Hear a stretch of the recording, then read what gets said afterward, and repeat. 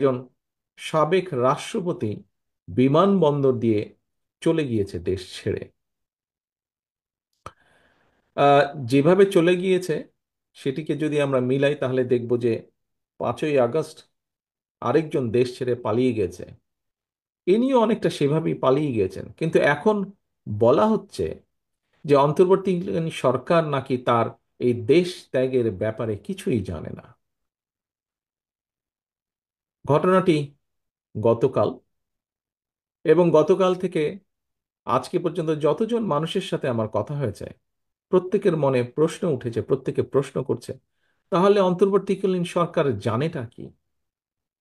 সাথে এও অভিযোগ উঠেছে সংস্কারের নামে সময় ক্ষেপণ করে অন্তর্বর্তীকালীন সরকার একদিকে যেমন হয়তোবা পলাতক স্বৈরাচার এবং তাদের দোসরদেরকে নিরাপদে দেশ ত্যাগের সুযোগ করে দিচ্ছে, অপরদিকে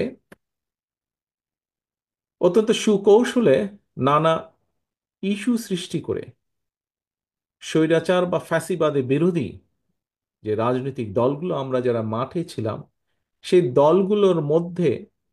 দলগুলোর ঐক্যের মধ্যে ফাটল ধরানোর একটা ক্ষেত্র হয়তো তৈরি করতে চাইছে। পলাতক স্বৈরাচারদের সহযোগীদেরও পুনর্বাসনের ক্ষেত্রও হয়তো তৈরি করতে চাইছে।